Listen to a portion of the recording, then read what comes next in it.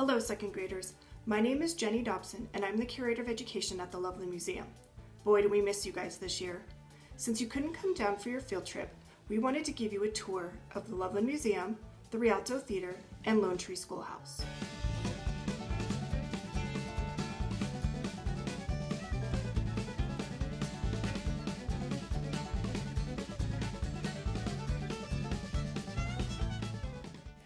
At the museum, we have exhibits and programs where you can learn about the first people who lived in this area, from the Arapaho tribes who hunted for buffalo to the first pioneers and homesteaders who built permanent homes here.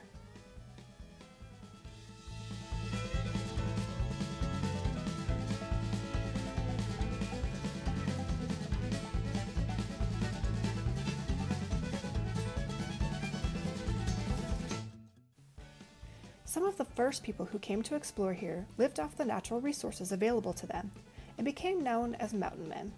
They would trap and hunt animals and trade them with the Native Americans and other explorers and pioneers.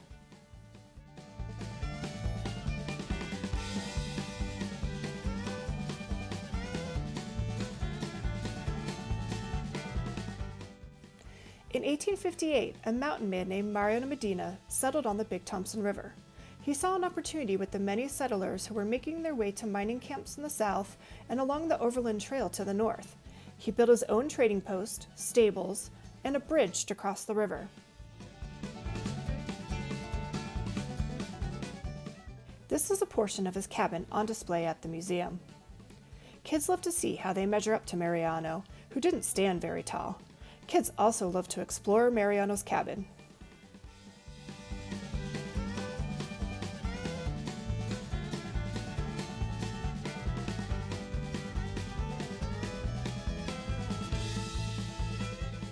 In 1860, a man named William Baskin Osborne bought 160 acres of land near the Big Thompson River, and he and his wife Margaret settled on the land in 1861. They built a log cabin and a farm on their property.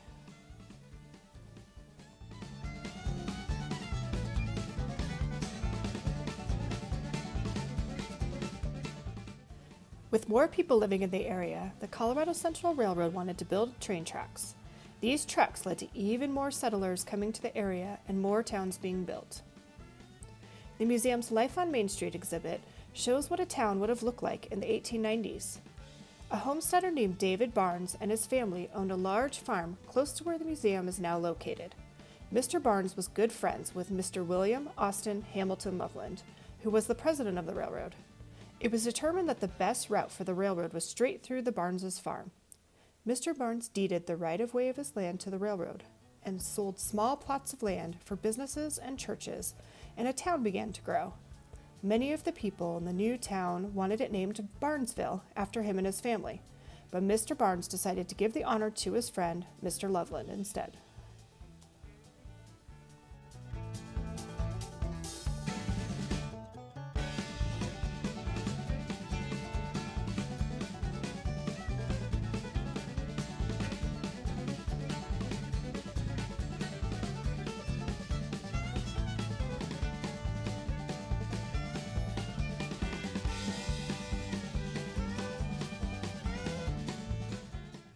Homesteaders felt that education was very important and schools were built in the new towns.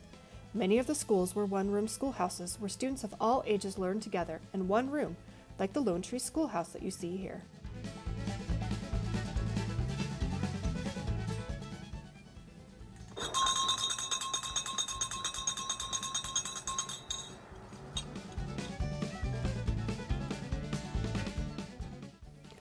At Lonetree School, Mrs. Johnson is our teacher. Students love when she talks about how life was for pioneer children and explains how students were punished then. Students who were naughty may have had to stand at the front of the room with their arms in the air holding books, or at the chalkboard with their nose on the board.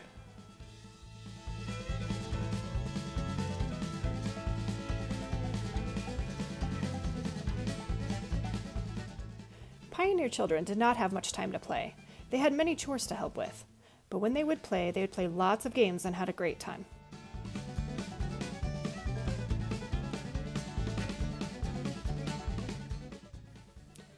When we visit Lonetree, we also like to practice our map-making skills by writing with quills or feathers dipped in ink.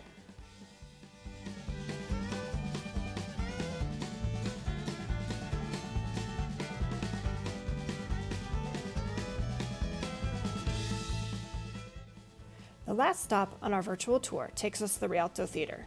The theater has been in Loveland for 100 years and turns 100 this month.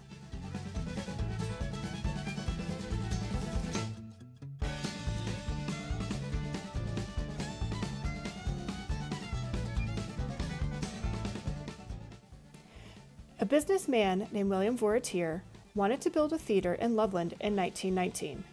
The original theater was built with over 1,000 wooden seats, a balcony, a stage, dressing rooms, a ticket office, and an orchestra pit. The theater was set to open in April 1920, but a huge snowstorm delayed the opening.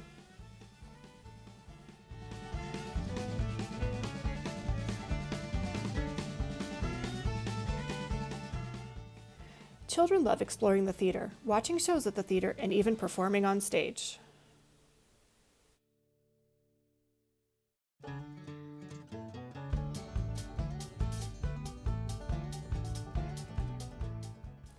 Right now, we know that you are staying at home to stay healthy, and so are we. Our volunteers and staff miss you.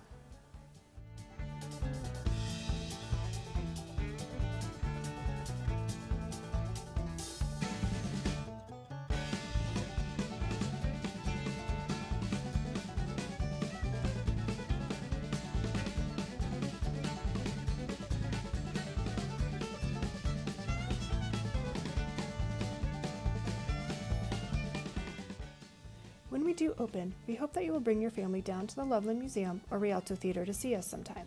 Until then, stay healthy. And while you are at home, you can visit our website to learn more about Loveland history at www.lovelandmuseumgallery.org/virtual-learning.